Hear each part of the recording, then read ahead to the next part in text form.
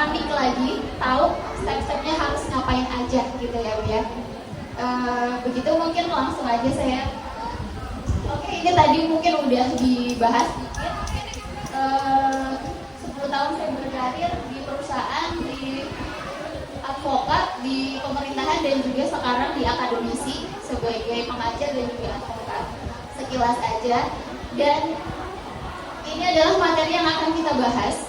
Pertama, mengenai apa itu fenomena kekerasan terhadap anak. Ini kita akan bahas secara general, secara umum dulu. Kekerasan kepada anak ini jenis-jenisnya tuh apa aja sih menurut undang-undang gitu. Kemudian yang kedua, jenis, modus, dan sanksinya kekerasan seksual terhadap anak. Dan yang terakhir adalah dampaknya apa untuk anak kita, atau pencegahannya atau penanganannya seperti apa. Saya harap sih insya Allah anak-anak kita semua terlindungi ya Bu ya. Amin. Nah, sebelumnya saya ingin bertanya kepada ibu-ibu. Ketika ibu mendengar kata anak, menurut ibu-ibu semua, anak itu usianya berapa sih Bu? Dari usia berapa sampai berapa? Berapa Bu? 1 sampai 5 tahun. Ada lagi Ibu? Berapa? Sampai 17 tahun ya. 17 tahun. Ada lagi Ibu? Berapa Bu? Berapa? 17. Sebelum 17 tahun. Oke, jadi ada yang 5, 17, kemudian dan lain-lain ya Bu.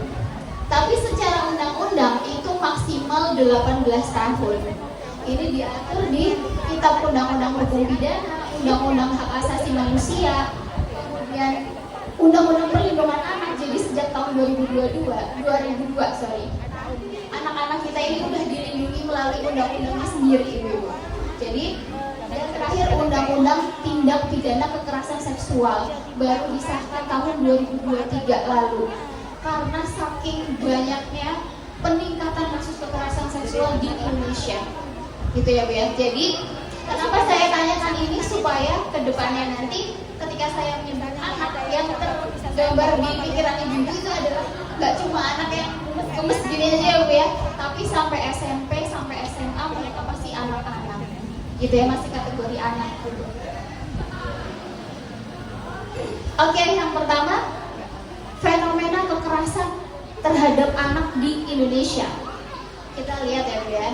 Nah, menurut Ibu, kekerasan anak itu contohnya apa aja Bu? Contoh apa Bu?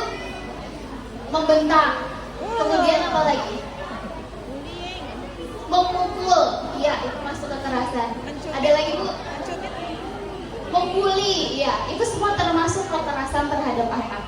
Terutama yang membentak itu tadi, mungkin ada sebagian orang membentak tuh bukan kekerasan gitu ya, tapi itu masuk kekerasan non fisik ya. Gitu. Kita lihat dulu definisinya kekerasan. Itu adalah setiap perbuatan apapun bentuknya terhadap anak. Nah, dititikkan kepada akibat ya Bu, mengakibatkan adanya kesengsaraan, penderitaan secara fisik, psikis, seksual, dan atau penelantaran. Jadi dari sini ketahuan ya Bu, ada 4 jenis kekerasan terhadap anak: fisik, psikis, seksual, dan penelantaran atau eksploitasi juga, gitu. Nah, ini yang tadi fisik seperti yang ibu-ibu sampaikan tadi, itu kayak melukai bagian tubuh, menampar, menjewer. Pasti ada nggak Bu yang suka jewer? Saya dulu sempat dapet juga sih dijewer gitu waktu kecil. Ditampar, dicubit, digigit gitu ya. Pokoknya yang mengakibatkan rasa sakit di dalam tubuh si anak gitu ya. Yang kedua, secara psikis. Secara psikis yaitu situasi perasaan tidak aman dan nyaman. Jadi menimbulkan si anak ini merasa nggak aman nih di dekat orang tua sendiri tuh, kok nggak nyaman ya, kok malah takut ya gitu. Dan menurunkan harga diri serta martabat anak. Contohnya apa? Misalnya anak kita lagi ujian nih, lagi musim ujian kayaknya ya Bu ya, ternyata nilainya, saya nggak bilang jelek tapi mungkin kurang memuaskan gitu ya. Nah, kemudian ibu marah atau bapaknya marah gitu ya, atau dengan membandingkan dengan nilai teman-temannya gitu ya Bu ya. Apalagi kalau itu dilakukan di depan umum, di depan teman-temannya, itu kan dalam tanda kutip itu seolah-olah mempermalukan anak kita sendiri gitu ya Bu ya. Jadi hal seperti ini merupakan bagian dari kekerasan psikis gitu. Kemudian kekerasan seksual, yaitu segala jenis aktivitas seksual dengan anak.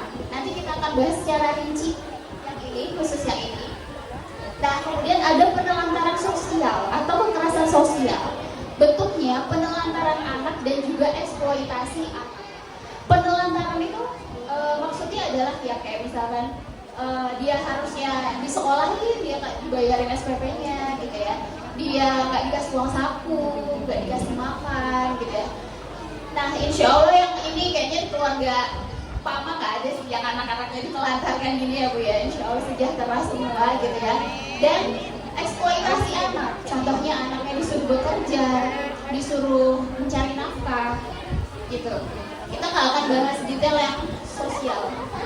Nah, ini datanya Bu, data jumlah kekerasan terhadap anak di Indonesia tahun 2023 baru rilis sekitar bulan Maret kemarin datanya. Dalam setahun yang paling tinggi adalah kekerasan seksual Bu. Seksual, kemudian baru disusul fisik dan juga psikis dan seterusnya. Ibu-ibu, angka ini bukanlah angka yang sebenarnya. Angka ini adalah angka yang ketahuan. Ya, angka yang ketahuan Bu. Yang nggak ketahuan itu pasti jauh lebih banyak. Karena apa? Ini hanya orang yang mau melaporkan ke kepolisian, ke Kementerian Perempuan gitu ya. Tapi masih banyak di masyarakat kita menganggap bahwa ketika dia menjadi korban itu adalah aib yang harus ditutup-tutupi, betul nggak Bu? Padahal kalau dilaporkan kita bisa mengobati luka si anak korban ini. Jadi si pelakunya dihukum atau juga mencegah terjadinya korban-korban yang lain ya kan Bu, kalau pelakunya ditangkap. Nah, seperti itu. Nah, dari data tadi Ibu Sinta tadi juga sudah sedikit skill ya, ngasih bocoran bahwa ternyata pelakunya itu justru terbanyak itu dari kalangan di rumah. Potensi pelakunya adalah justru orang terdekat. Jenis kejahatan apapun, khususnya seksual. Jadi potensi pelakunya adalah orang tua, keluarga, atau orang-orang di lingkungan rumah, bisa tetangga, bisa kakek nenek. Kemudian di lingkungan sekolah, ada guru, teman, orang-orang di lingkungan sekolah, misalkan petugas kebersihan, petugas keamanan, itu juga sangat berpotensi. Yang ketiga, orang tidak dikenal Ibu ya, di tempat umum, yang di tempat dirasa paling aman aja justru tertinggi pelakunya gitu, apalagi di tempat umum gitu ya Bu ya. Jadi semakin meningkatkan kewaspadaan kita gitu ya. Nah, apa buktinya kalau di rumah itu yang tertinggi? Ini ada datanya. Ini tahun 2024 Bu. Baru dari Januari sampai bulan Mei. Datanya tertinggi terjadi di rumah. Dari Januari sampai Mei ini 4.000, hampir 5.000 kasus. Bayangkan nanti di akhir tahun akan setinggi apa angkanya, gitu ya Bu ya. Jadi inilah buktinya bahwa yang saya sampaikan atau Ibu saya sampaikan tadi bukan hoax gitu ya, tapi berdasarkan data. Nah, kita sekarang akan masuk ke jenis-jenis kekerasan seksual terhadap anak. Nah, ibu-ibu silahkan baca Bu. Ini adalah tajuk berita yang belum lama terjadi. Paling lama itu bulan Desember saya baca. Dan baru 2 hari yang lalu ketika saya review materi lagi, saya baca berita lagi.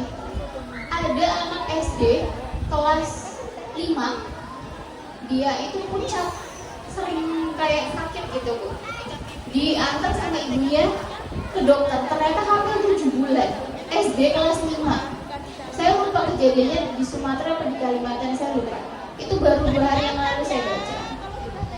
Seperti itu, SD kelas 5. Memang anak-anak sekarang baliknya cepat ya, mensnya cepat karena gizinya tercukupi. Jadi ada anak TK dicabuli teman sekelas, berarti kan temannya anak TK juga gitu ya. Gimana cara mendidiknya seperti apa? Apa dia sering terpapar gambar-gambar atau konten-konten seksual seperti apa? Kemudian dilakukan oleh ayah, ini kasusnya mohon maaf banyak sekali. Kemudian ini ada anak SD perkosa anak TK, itu ceritanya gimana ya Bu ya? Tapi ada masalahnya. Iya, seperti apa gitu ya? Kemudian fase rentan perubahan orientasi seksual. Jadi mohon maaf, sekarang lagi ramai LGBT ya. Nah itu biasanya mereka akan ketahuan atau menemukan jati diri kebelokannya itu biasanya di usia remaja. Nanti saya akan cerita karena saya pernah wawancara juga sama orang yang masuk kategori LGBT. Kemudian kakek 72 tahun, kakek-kakek banyak juga Bu kasusnya, banyak banget.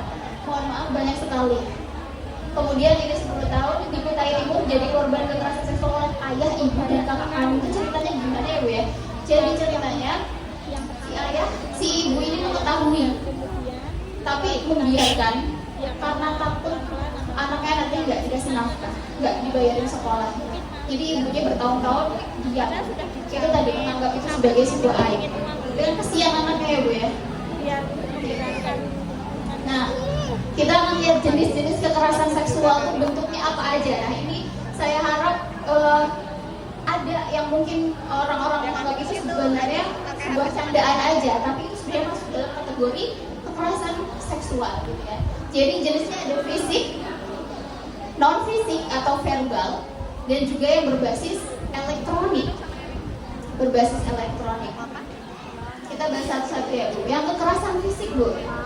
Jadi perbuatan seksual secara fisik yang ditujukan intinya kepada anggota bagian tubuh, kemudian organ reproduksi, dan juga dengan maksud untuk merendahkan harkat dan martabat ya, berdasarkan seksualitas.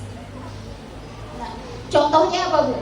Perkosaan, persetubuhan, perbuatan cabul, dan eksploitasi seksual terhadap anak. Ibu-ibu ada yang tahu nggak bedanya? Kenapa saya sebut ada perkosaan, ada persetubuhan, ada perbuatan cabul? Bukannya sama aja ya Bu ya? Menurut ibu-ibu sama nggak Bu? Sama ya? Kalau kita dengar perkosaan, persetubuhan, percabulan itu sama ya Bu ya? Beda Bu sebenarnya. Apa bedanya? Jadi bedanya mungkin saya mohon maaf kalau ada kata-kata saya nanti agak frontal gitu ya Bu ya, supaya kita yang saya maksudkan dan yang ibu gambarkan nanti sama gitu ya. Jadi perkosaan itu adalah tindakan yang dilakukan dengan awalnya itu pemaksaan secara fisik dulu sampai ada penetrasi atau ada masuknya alat kelamin gitu ya Bu ya, seperti hubungan suami istri. Tapi awalnya diawali dengan pemaksaan secara fisik. Nah, bedanya sama persetubuhan apa? Persetubuhan sama sampai ada hubungan seperti suami istri, cuman paksaannya itu adalah secara psikis. Jadi mungkin diancam, bukan dengan ibu-ibu udah nonton film Vina belum? Belum, ada yang udah ya Bu ya? Mungkin ada yang udah digambarkan situ. Nah itu contoh perkosaan. Tapi kalau persetubuhan, pemaksaannya itu bukan dengan sadis seperti itu, tapi secara psikis sampai melakukan hubungan suami istri. Kalau pencabulan atau perbuatan cabul, dia tidak sampai melakukan hubungan, ya pegang-pegang, grepe kali ya, di bagian-bagian tubuh tertentu. Gitu. Kemudian eksploitasi seksual terhadap anak, misalkan tadi ada contoh kasus kakek-kakek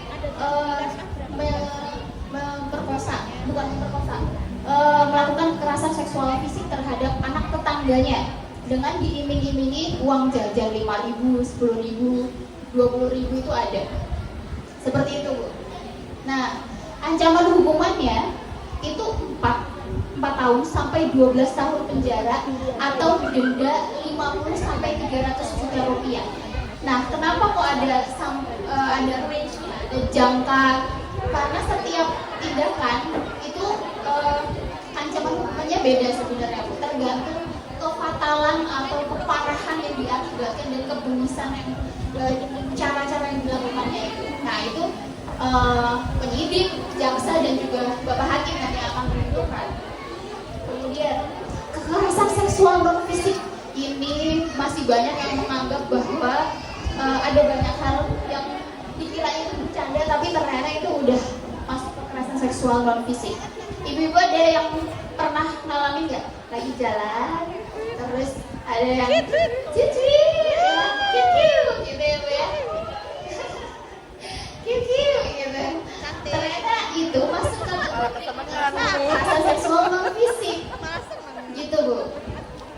Nah apa itu? Ya itu perbuatan bolak-balik mulu lewat secara itu. non fisik. Contohnya apa? Pernyataan. Ya tadi cicit gitu ya Bu. Terus gerak tubuh, misalkan mungkin gini ya Bu, biasa kan itu sebenarnya bagian dari kekerasan seksual. Atau aktivitas yang tidak patut dan mengarah kepada seksualitas, gitu Bu. Dengan tujuan untuk merendahkan atau mempermalukan. Bisa juga lagi kumpul gitu bilang, ih kamu kok ini sih, gitu. Lewat kata-kata bisa juga, gitu ya Bu. Seperti itu. Secara kata-kata aja itu udah masuk kekerasan seksual, apalagi sampai megang, apalagi sampai yang lain gitu ya Bu, logikanya. Kemudian contohnya catcalling kan itu tadi namanya, yang cucuit, nah itu sebutannya catcalling. Kemudian memperlihatkan alat kelamin pria tanpa persetujuan korban. Nah, ini namanya eksibisionis ibu-ibu. Waktu SMP saya pernah ngalamin ini. Jadi lagi pulang sekolah naik sepeda, itu tiba-tiba di pinggir jalan ada orang kayak gitu kelakuannya. Saya langsung ya Allah berdosa sekali mata saya. Gitu. Masih SMP Bu, ya, masih ada eksibisionis, gitu ya. Tapi kalau ibu-ibu ketemu orang kayak gini, jangan histeris. Karena justru di situ indikator dia berhasil atau klimaksnya dia itu pas kita heboh. Jadi ketika kita ketemu orang agak-agak aneh kayak gitu, kita diem aja. Karena di situ dia akan langsung merasa down. Dia merasa tidak berhasil gitu ya, Bu, kayak biasa aja gitu. Gitu ya Bu.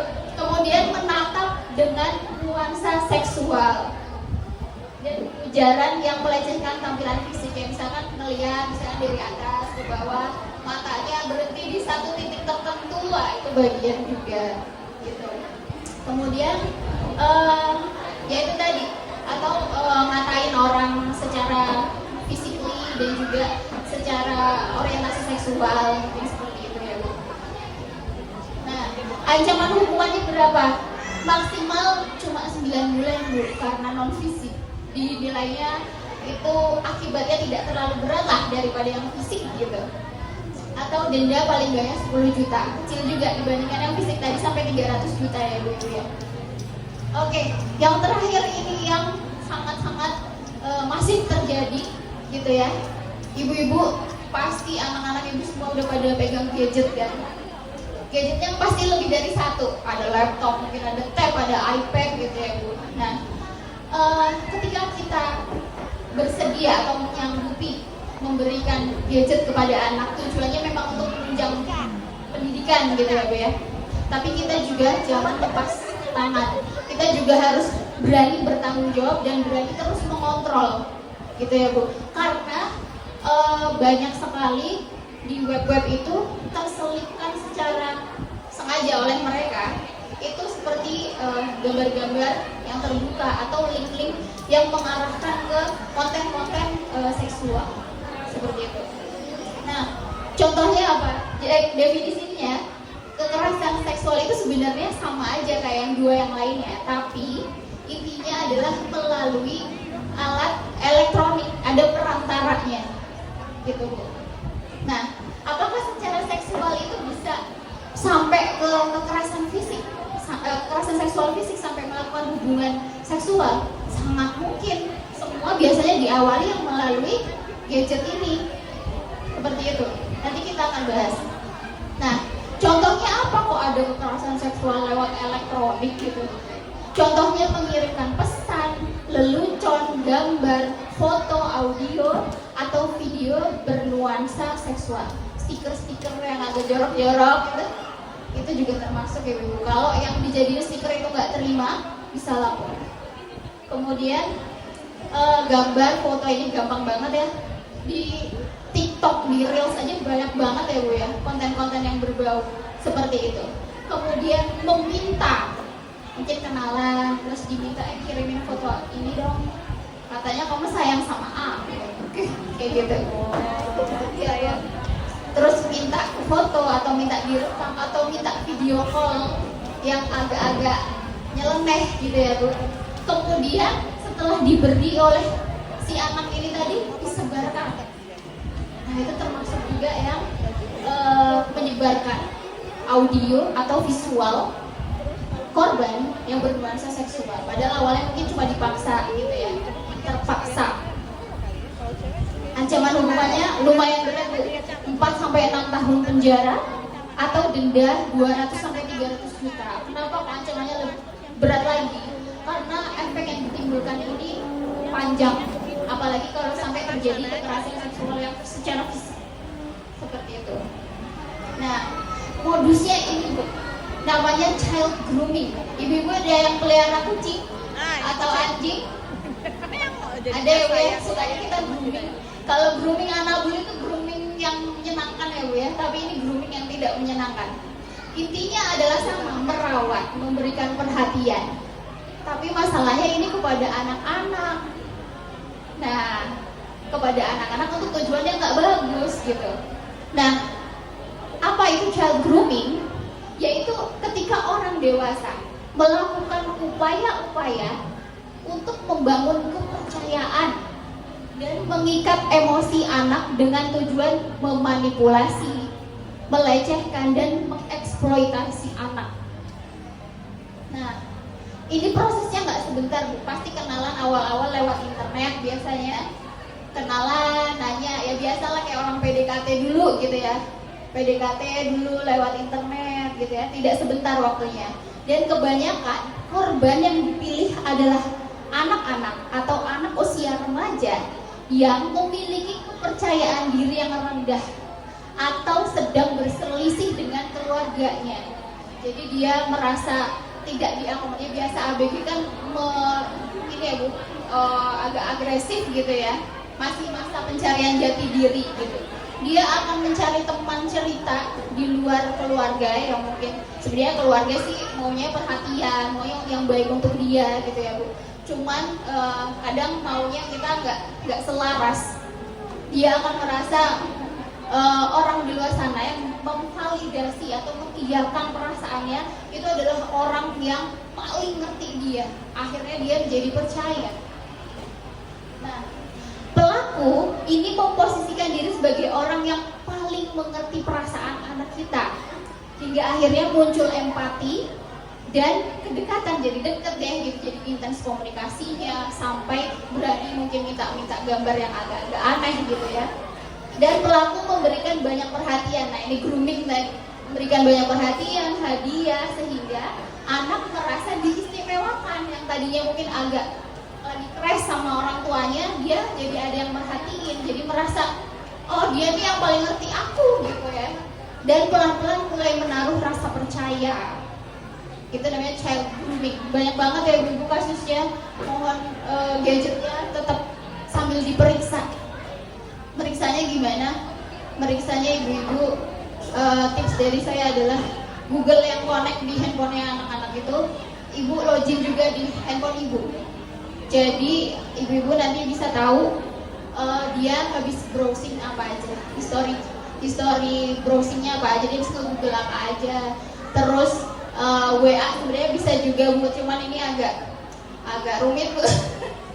Tapi bisa WA dikonekkan ke laptop misalkan ya bu, laptopnya ibu atau laptop yang ditinggal di rumah itu bisa. Jadi ibu bisa baca juga si anak-anak kita ini komunikasinya apa aja. Cuman ini memang anak-anak Gen Z ini agak kritis, jadi ini kan privacy saya kayak gitu nanti.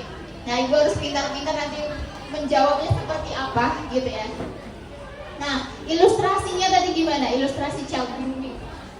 Yang pertama, ini anak-anak kita, dia merasa mungkin, ini kan hanya salah satu contoh ya Bu, dia butuh cerita sama mamanya atau sama papanya gitu ya, tapi mamanya sibuk gitu ya, apapun jenis kesibukannya gitu ya, sehingga sedikit mengabaikan perhatian si anak. Kemudian akhirnya dia asik sendiri karena dia ngerasa nggak ada teman main gitu, ada teman cerita dari orang tuanya, dia asik sendiri browsing di Facebook, TikTok, Instagram, sampai pada akhirnya dia kepancing diajak kenalan sama orang asing. Orang asing ini biasanya jauh lebih dewasa dari dia usianya. Nah, saking intensnya komunikasi bisa sampai menimbulkan rasa cinta, rasa butuh, rasa percaya gitu ya Bu. Dan sekali lagi, lewat internet ini adalah pintu masuk. Selebihnya bisa dilakukan secara langsung, secara fisik gitu ya Bu. Nah, akhirnya masuk perangkap si orang-orang dewasa yang tidak bertanggung jawab ini gitu. Jadi ini patut diwaspadai Bu. Nah, tema ketiga kita akan bahas dampak pencegahan dan juga penanganannya gimana. Sebagai pengetahuan, saya tetap berdoa insya Allah anak-anak kita terhindar dari kejahatan-kejahatan seperti ini ya Bu ya. Tapi kalaupun tetangga atau apa atau orang-orang sekitar ada yang mengalami hal ini, minimal ibu-ibu udah tahu nih mencegahnya gimana, terus nanganinya gimana. Terus kalau misalkan ada, gak usah dilaporin ya ibu, saya sarankan dilaporkan. Kasihan si anak ini, dia menanggung deritanya sendiri, dan itu akan mempengaruhi tumbuh kembangnya sampai dewasa nanti. Kalau memang si korban ini masih bebas di luar sana, seperti itu. Oke, ini ilustrasi dampak-dampaknya. Ada mungkin anak-anaknya yang awalnya ceria, tiba-tiba kok murung, tiba-tiba kok anteng. Ada yang jadi impulsif, jadi gampang marah. Ada yang sampai gede itu terbawa. Saya punya banyak teman yang di usia saya sekarang, usia saya berapa ya Gus? 20, 17. Saya udah kepala 3 loh, lebih dikit. Jadi sampai besar itu baru ketahuan dia punya masalah kesehatan mental, gara-gara masa lalunya, masa kecilnya. Nah, dampaknya apa? Secara fisik, kalau terjadi secara fisik ada infeksi menular seksual, HIV, AIDS itu belum ada obatnya ya Bu. Dan seumur hidup kalau sampai kena itu harus minum obat terus-terusan. Ini karena kita nggak tahu si pelaku ini dia udah berapa kali melakukan, udah bawa virus atau enggak, seperti itu ya Bu ya. Yang kedua, gangguan alat vital. Nah, ini yang biasa ketahuan anak-anak kayak umur 2 tahun atau 3 tahun tiba-tiba ngomong sama mamanya, buat pipis sakit gitu. Biasanya dari situ ibu-ibunya baru ngeh kenapa gitu ya, baru ditanya. Belum lama kan ada yang viral 3 tahun sama ayah kandungnya sendiri, belum ada anaknya sendiri, seperti itu. Gangguan alat vital. Nah, kalau udah ada bau-bau, ada cerita kayak gitu, dikorek Bu, dikorek, jangan dibiarkan ya Bu ya. Nah, kehamilan tidak direncanakan seperti tadi yang saya ceritakan, kelas 5 SD ternyata diperiksain hamil 7 bulan, kelas 5 SD. Kemudian gangguan kesehatan mental, jadi mungkin gampang marah. Ini sampai dewasa kalau tidak terselesaikan gitu ya Bu. Gampang marah, impulsif, atau dia jadi punya gangguan PTSD, post traumatic syndrome. Bahkan yang paling parah itu sampai ada keinginan mengakhiri hidup. Ini banyak sekali kasusnya ya Bu ya, bunuh diri. Nah, perubahan orientasi seksual Bu, ini biasanya ketahuannya waktu masih umur SMP SMA. Saya mau cerita sedikit.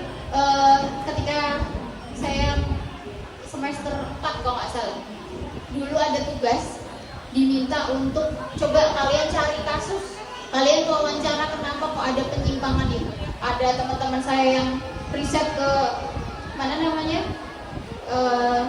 prostitusi, wawancara pelaku yang jualan dalam tanda kutip. Saya wawancara kenalan teman saya yang dia jadi penyuka sesama laki-laki. Nah, itu tahun 2013 mungkin, sudah 11 tahun ya atau 12 tahun yang lalu kira-kira itu. Dia bilang, kenapa kok kamu jadi kayak gitu? Jadi waktu kecil ada, jadi dia dirawat sama ayah ibunya, tapi kemudian broken. Dia hanya tinggal dengan si ibu, tapi dia banyak mendapatkan kasih sayang dari pamannya, omnya. Nah, dia tidak menceritakan detailnya, bentuk kasih sayangnya itu seperti apa, tapi pada akhirnya dia suka sama omnya. Waktu SMP, dia juga sempat pacaran sama cewek, tapi kemudian dia merasa punya ketertarikan sama laki-laki, dan dia menjalin itu untuk pertama kalinya sama laki-laki di Bandung lewat Friendster. Ibu ada yang Friendster ya? Ada ya? Ketahuan dulu ya.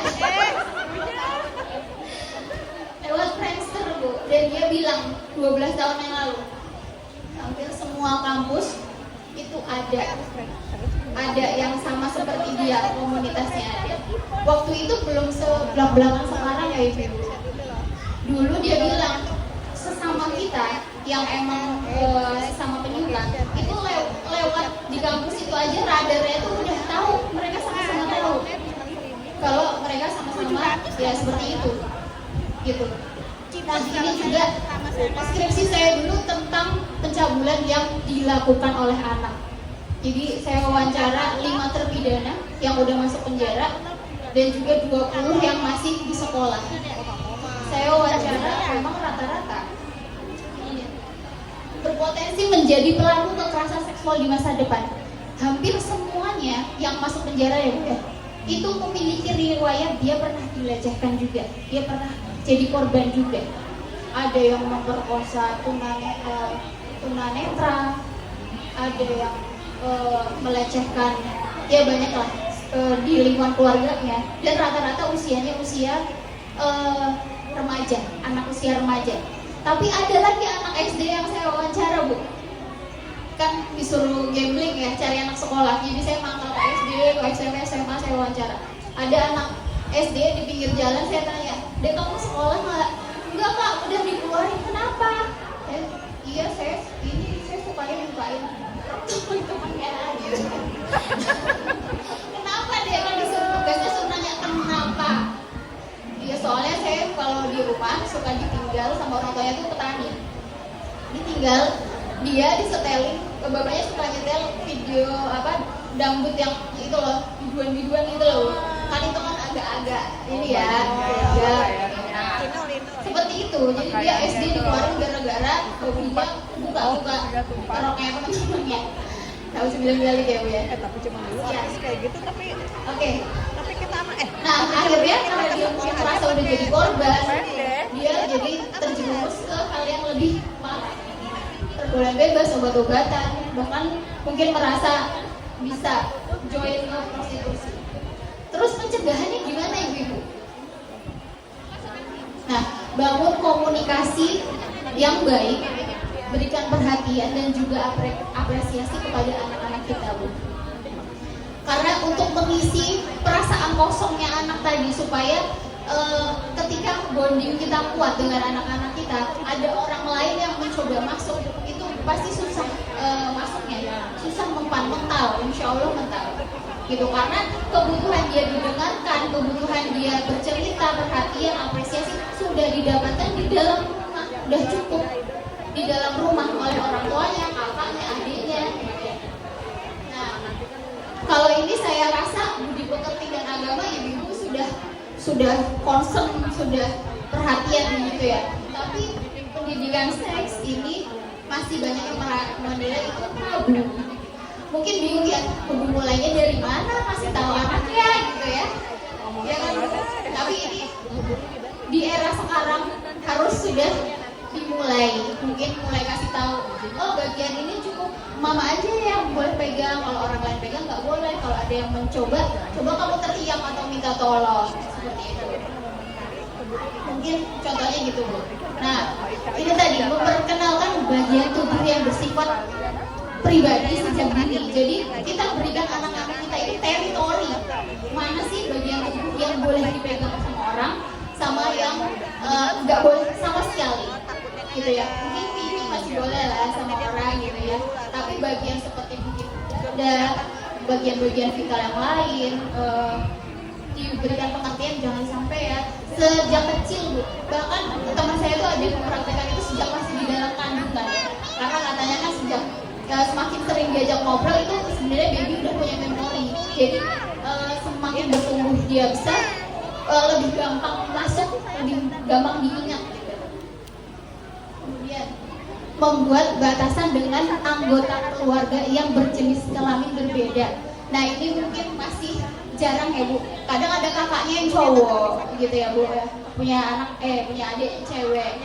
Sebisa mungkin untuk urusan mandi bapaknya nggak usah lah gitu ya. Walaupun atau gantiin baju sampai umur berapa, mungkin 2 tahun atau 3 tahun dibatasi, ini khusus ibunya aja karena udah mencakup teritori alat vital gitu ya. Kemudian di dalam rumah juga usahakan bajunya ya minimal lutut. Untuk perempuan jangan pakai yang ketek-ketekan gitu ya Bu ya. Tapi gitu. Anakku aku tidur Untuk abang-abangnya juga, mas-masnya juga yang nggak usah pakai baju yang terbuka atau kaos singlet, itu kan juga kelihatan ya Bu ya. Celananya sampai lutut seperti itu. Karena ya itu tadi ya demi menjaga ya Bu ya. Karena semakin cepat pengetahuan anak-anak. Saya pribadi jujur aja waktu kecil pertama kali ngeliat video yang agak vulgar itu SD Bu. Di sekolah malah. Di sekolah. Dilihatnya sama teman-teman sekolah. Berapa tahun yang lalu saya SD gitu ya. Apalagi sekarang dimana semuanya bisa dipegang sendiri gitu. Nah, awasi dan batasi penggunaan teknologi. Ibu-ibu kadang suka kasih tonton YouTube ya. Ibu-ibu juga harus riset dulu. Riset mana kartun yang ada memasukkan konten seksual atau LGBT. Sekarang banyak banget ya, walaupun kartun lucu-lucu gemes-gemes gitu, tapi disisipkan. Sama halnya dengan film Bu. Saya suka nonton Netflix, banyak banget walaupun cuma sepercik atau justru langsung sekaligus menunjukkan ada hubungan antar sesama jenis seperti itu. Jadi itu tadi saran saya Google-nya konekin Bu ke laptop Ibu atau ke handphone Ibu. Jadi Ibu bisa ngecek dia habis kemana dari history Google Maps-nya. Ibu bisa ngeliat.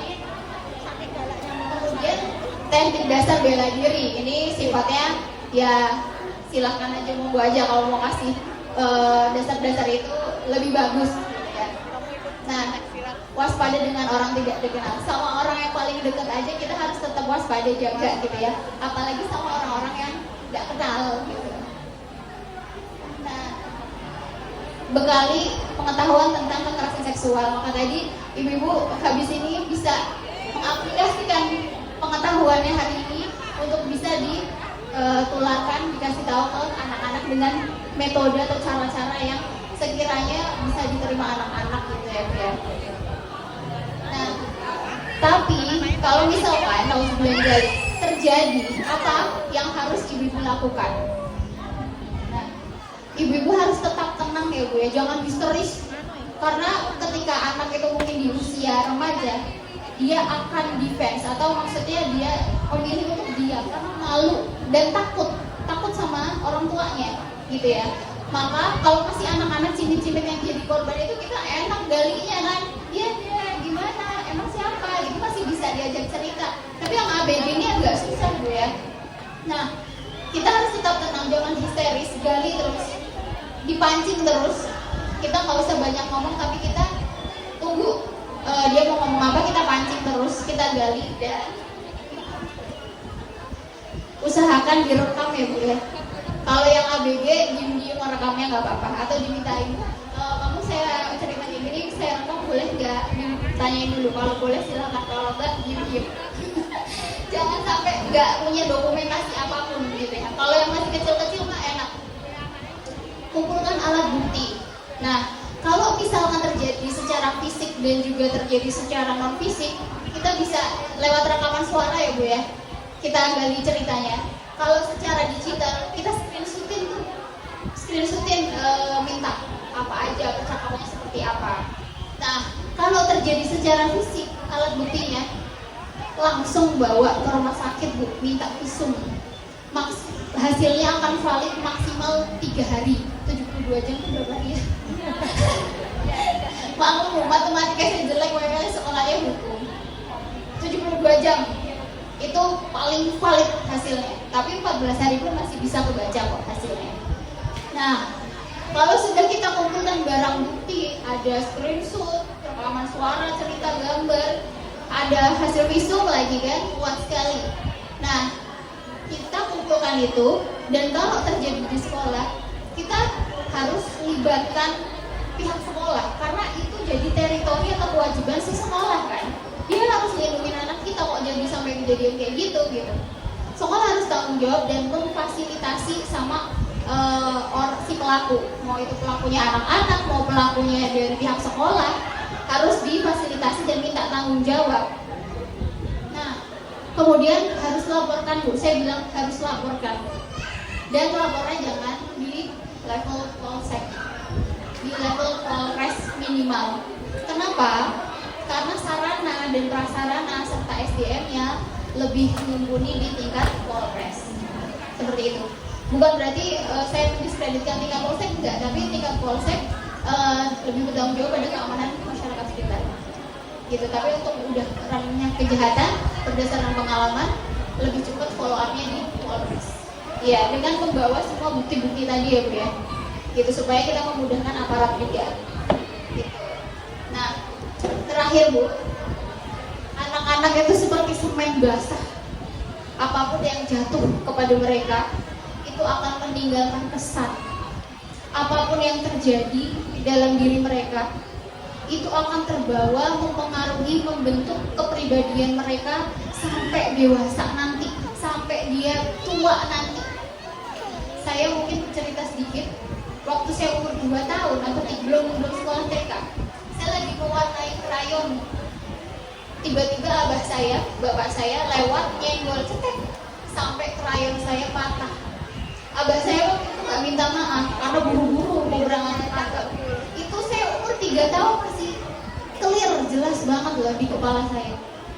Ya, sangat berkesan, sangat membekas, bukan berkesan ya. Itu. Jadi bayangkan, pasti bapak ibu sendiri juga, bapak ibu semua di sini pasti juga ada lah memori-memori waktu kecil yang terbawa ataupun sudah menyadari bahwa itu bagian dari kejadian yang saya alami dulu waktu masih kecil. Mungkin saya jadi sabar banget karena waktu kecil terbiasa seperti ini. Saya ngomongin karena orang tua saya juga memperlakukan saya seperti itu. Jadi pasti semua sudah menyadari. Terakhir yang ingin saya tekankan sekali lagi, menjadi korban bukanlah sebuah aib. Tolong kita sama-sama menghapuskan stigma ini, cap ini di masyarakat kita. Dengan melaporkan, kita telah mencegah korban-korban lain berjatuhan. Tapi yang paling penting adalah kita menyelesaikan masalah yang dirasakan oleh si korban, anak-anak kita ini. Kasihan dia udah jadi korban, tapi justru kita seolah-olah membiarkan itu terus terjadi, bahkan mungkin ada korban lain lagi selain dia. Jadi bantu pemerintah kita supaya tahu berapa jumlah kasus sebenarnya, supaya pemerintah kita, aparatur penegak hukum kita jadi lebih semangat lagi memberantas kasus-kasus ini. Karena ini masalahnya moral. Seperti itu, dan ini akan merusak generasi. Seperti itu. Mungkin itu saja materi dari saya siang hari ini, pagi hari ini ya. Kurang lebihnya mohon maaf, adapun yang baik datangnya dari Allah Subhanahu wa taala, yang kurang datangnya dari saya, dan mohon maaf sekali lagi. Wassalamualaikum warahmatullahi wabarakatuh. Waalaikumsalam warahmatullahi wabarakatuh. Ya, berikan tepuk tangan yang meriah untuk ibu kita, Ibu Sheila. Baik, itu tadi ya Bu ilmunya. Jadi ada pencegahannya. Nah, di sini akan ada sesi tanya jawab. Mungkin dari ibu-ibu sekalian ada sesuatu yang belum jelas atau ada sesuatu masalah yang ingin ditanyakan, akan dijawab langsung oleh Pak. Saya beri 2 kesempatan ya Bu ya, 2 orang. Oh, baik.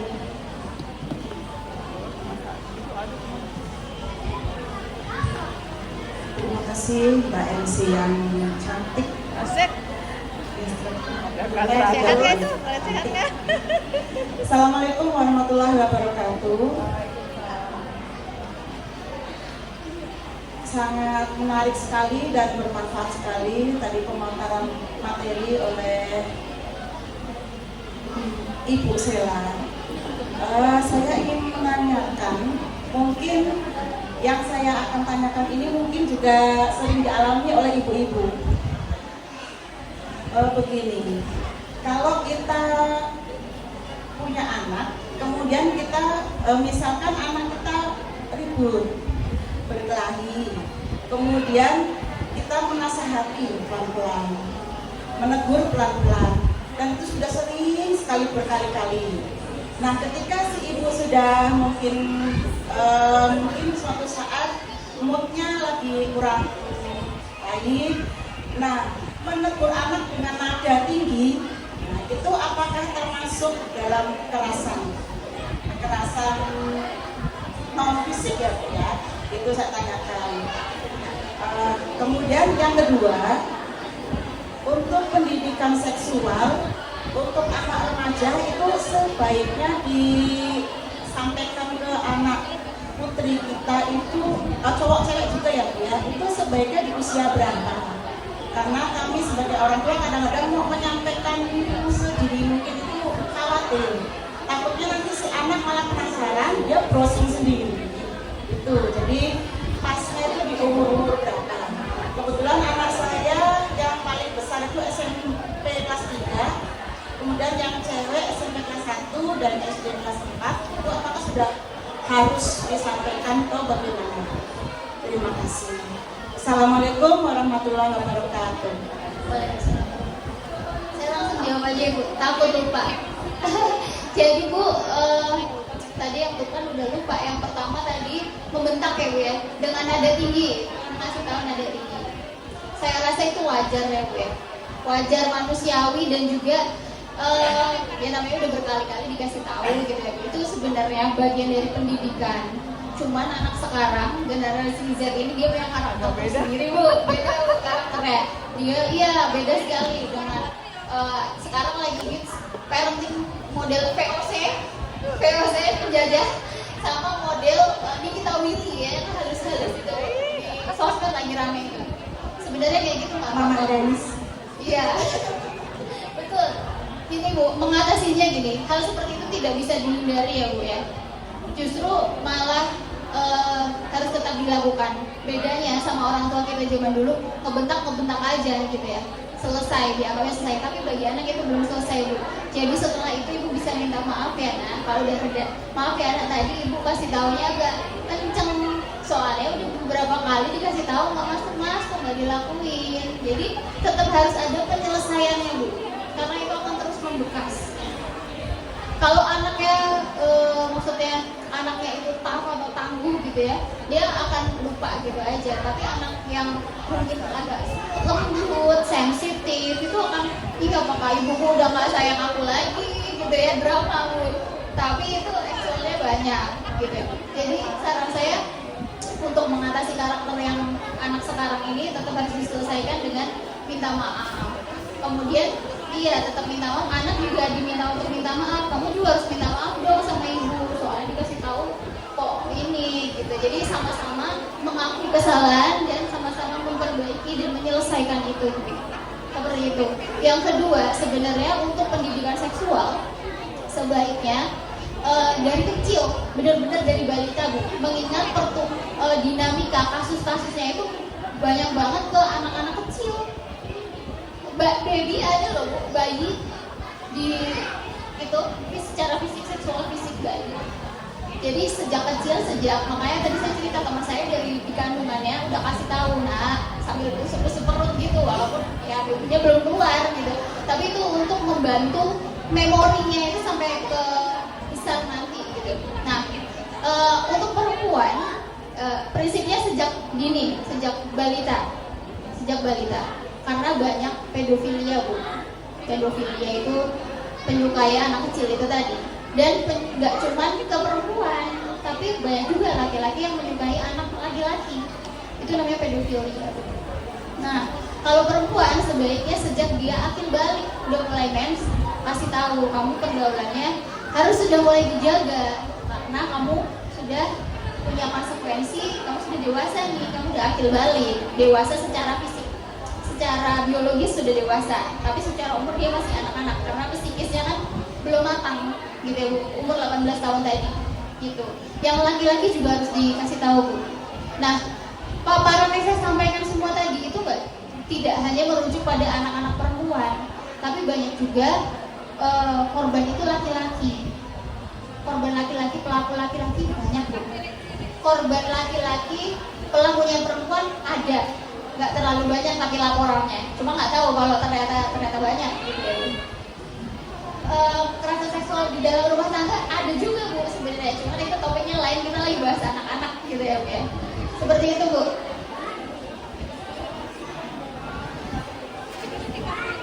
Kenapa? Maaf, yang lebih rincinya mohon maaf sekali Bu ya kalau sudah tidak vulgar. Misalkan yang pernah anak saya nanya, kenapa sih Bu kok kalau sudah menikah bisa hamil? Nah itu kita mau menjawabnya, saya kadang-kadang waktu itu belum siap. Saya bilang begini, nanti itu pelajarannya kalau sudah di sekolah ada pelajaran, kalau sekarang belum waktunya.